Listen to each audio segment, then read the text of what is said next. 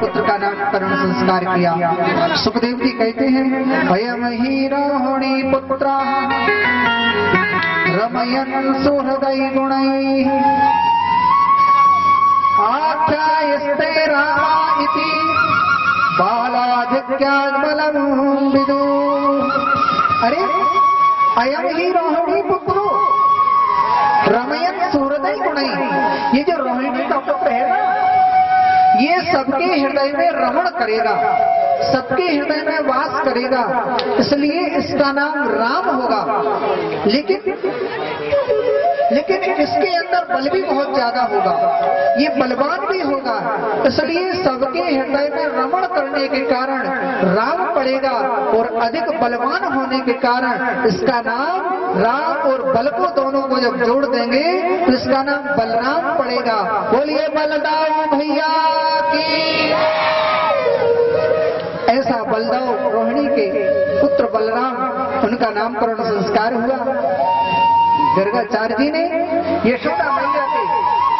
यशोदा मैया के गोद में बैठे हुए श्याम सुंदर की तरफ देखा, देख करके समाधि लग गई। उनके स्वरूप को देख करके गर्गाचार्य की समाधि लग गई। जिस ब्रह्म को, जिस परमात्मा को हम समाधि में देखते थे, हुआ है। यशोदा मैया कहते हैं गुरुजी हमारे लाला को नामकरण संस्कार तो करो, हमारे लाला को नामकरण संस्कार तो कर दो ने। जैसे ही समाधि उनको हिलाया डुलाया, गर्गाचार्य जी को समाधि खोली। गर्गाचार्य जी कहते हैं अरे यशोदा इनका क्या नाम रखूं मैं, इनका नाम क्या रखूं? लेकिन फिर भी नामकरण है तो नामकरण संस्कार तो करना पड़ेगा ना। तो वसु तो कहते हैं नंद बाबा यशोदा से गर्गाचार्य जी आपका ये पुत्र बड़ा सौभाग्यशाली है, बड़ा दिव्य महान आत्मा ने जन्म लिया है बाबा नंद तुम्हारे घर में। इसलिए अरे यशोदा इसका नाम रागयं वसुदेवस्य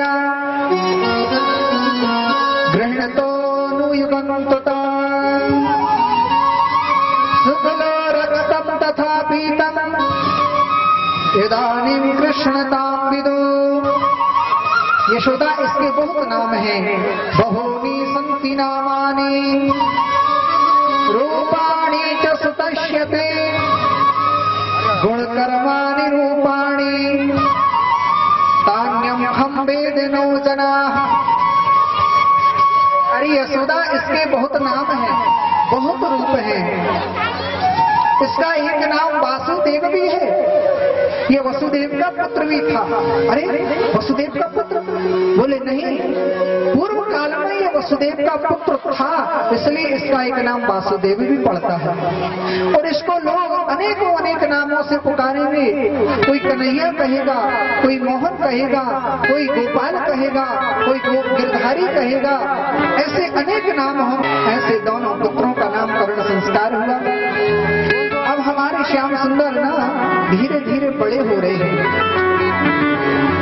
धीरे धीरे अब बड़े होने लगे हैं। आज वह ब्रह्म धीरे धीरे बैठना सीख रहा है। जो सारे संसार का, सारे सृष्टि का निर्माण करता है, वह परम ब्रह्म आज बैठना सीख रहा है। धीरे धीरे हमारे कन्हैया दीवाल का सहारा लेकर के चलना सीख रहे हैं। यही तो लीला माधुरी है, यही तो लीला है भगवान की। जो सारे जगत को चलाने वाला चलना सीखे, यही परमात्मा की लीला है। सारी सृष्टि को नचाने वाला आज नाचे, यही भगवान की लीला है। आज भगवान चलना सीख रहे हैं, धीरे धीरे दीवार पकड़ करके खड़े होते हैं, धीरे धीरे चलते हैं दीवार पकड़ पकड़ करके। आज हमारे कन्हैया धीरे धीरे चलते हैं, धीरे धीरे चलने लगे कन्हैया। एक दिन माता यशोदा ने कहा आजा कन्हैया मैं तेरा नेक श्रृंगार कर दूं।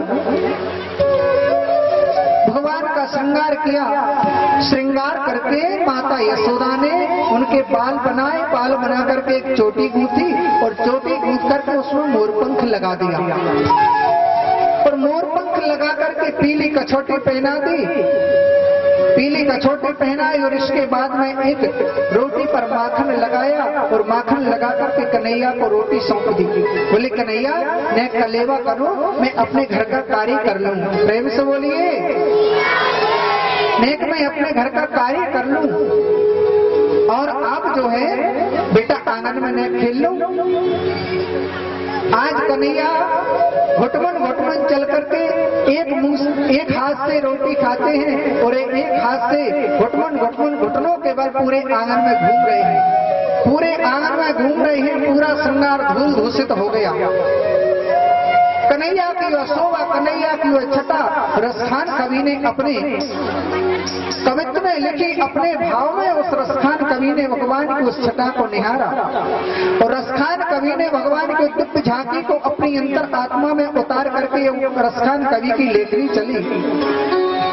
रसखान कवि कहते हैं कन्हैया की शोभा कितनी सुंदर है, कन्हैया धूल दूषित कितने सुंदर लग रहे हैं। धूरी भरे अति शोभे तो